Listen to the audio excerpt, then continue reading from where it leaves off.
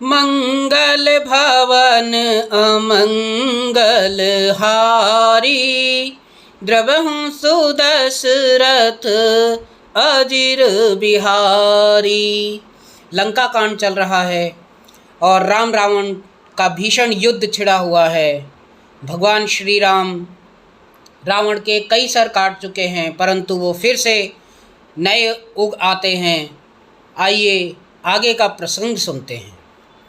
पुनि 10 कंठ क्रोध होई, छाड़ी शक्ति प्रचंड, चली विभीषण सन्मुख, मनहु काल कर दंड। सियावर राम जय जय राम, मेरे प्रभु राम जय श्री राम।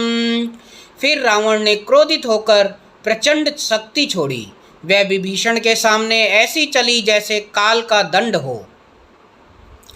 आवत देखी शक्ति अति घोरा, प्रणतारित भंजन पन मोरा।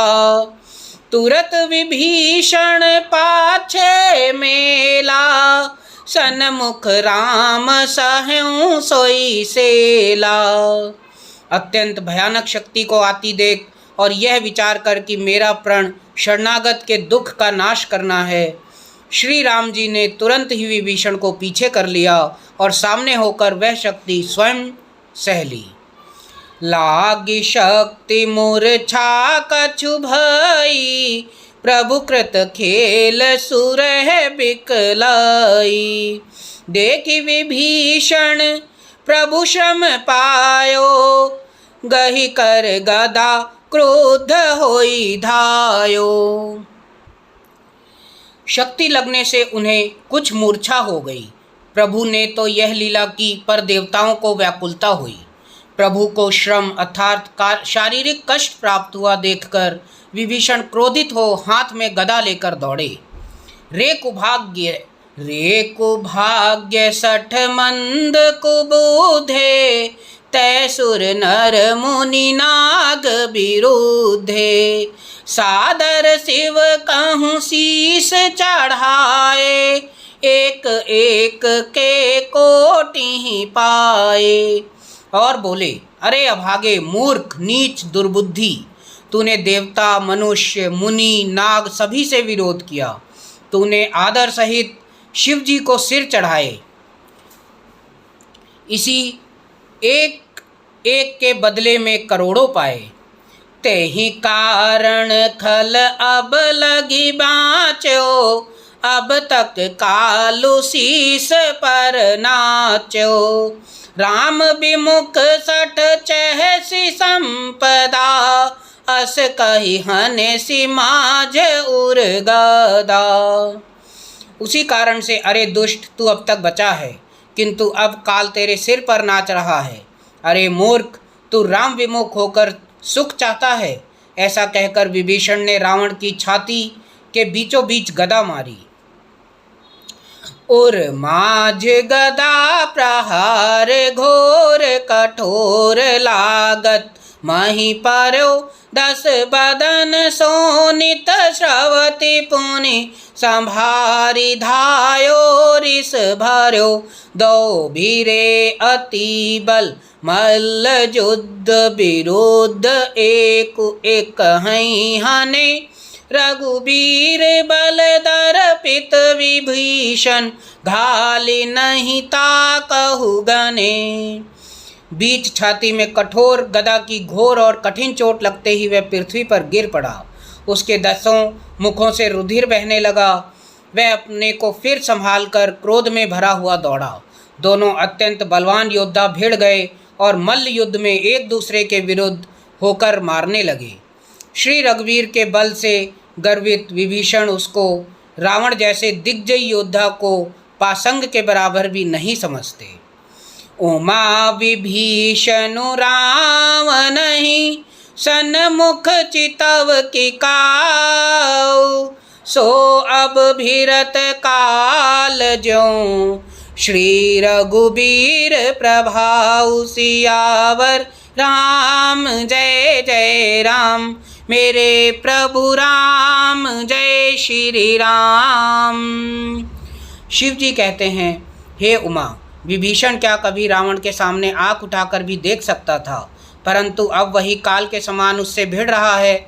यह श्री रघुवीर का ही प्रभाव है। देखा शमित विभीषण भारी, धायौ हनुमान गिरधारी। रथ तुरग सारथी निपाता, हृदय माज तहि मारे सिलाता। विभीषण को बहुत ही थका हुआ देखकर हनुमान जी पर्वत धारण किए हुए दौड़े। उन्होंने उस पर्वत से रावण के रथ, घोड़े और सारथी का संहार कर डाला और उसके सीने पर लात मारी। ठाड़ रहा अति कंपित गाता, गयं विभीषण जह जन त्राता। पुनि रावण कपि हत्यौ पचारी, चल्यों गमन कपि पूछ पसारी। रावण खड़ा रहा, पर उसका शरीर अत्यंत कांपने लगा। विभीषण वहां गए जहां सेवकों के रक्षक श्री राम जी थे। फिर रावण ने ललकार कर हनुमान जी को मारा। वे पूंछ फैलाकर आकाश में चले गए। गए से पूंछ कपि सहित उड़ाना, पुनि फिर भीर्यों प्रबल हनुमाना। लरत आकाश जुगल समझोधा, एक ही कुहनत करी क्रोधा। रावण ने पूंछ पकड़ ली। हनुमान जी उसको साथ लिए हुए ऊपर उड़े। फिर लौटकर महाबलवान हनुमान जी उससे भिड़ गए। दोनों समान योद्धा आकाश में लड़ते हुए एक दूसरे को क्रोध करके मारने लगे। सोबहि नभ छल बल बहु करहीं, कज्जल गिरि सुमेरु जन लरहीं। बुद्धि बल निशिचर परई न पार्यो, तब मारुत सुत प्रभु संभार्यो। दोनों बहुत से छल बल करते हुए आकाश में ऐसे शोभित हो रहे हैं मानो कज्जल गिरी और सुमेरु पर्वत लड़ रहे हों। जब बुद्धि और बल से राक्षस गिराए ना गिरा, तब मारुति श्री हनुमान जी ने प्रभु का स्मरण किया। संभारि श्री रघुबीर धीर पचारि, कपि रावण हन्यो मही परत। पुनि उठल रत देवहि, जुगल कहूँ जय जय भान्यो। हनुमंत संकट देखि मरकट, भालु क्रोधातुर चले। रन मत रावण सकल सुबट, प्रचंड भुज दल दल मले। श्री रघुवीर जी का स्मरण करके धीर हनुमान जी ने ललकार कर रावण को मारा। वे दोनों पृथ्वी पर गिरते और फिर उठकर लड़ते हैं। देवताओं ने दोनों की जय जय पुकारी। हनुमान जी पर संकट देखकर वानर भालू क्रोधातुर होकर दौड़े, किंतु रण मद माते रावण ने सब योद्धाओं को अपने प्रचंड भुजाओं के बल से कुचल और मसल डाला। मंगल भवन अमंगल हारी, द्रवहु सुदशरथ अजिर बिहारी।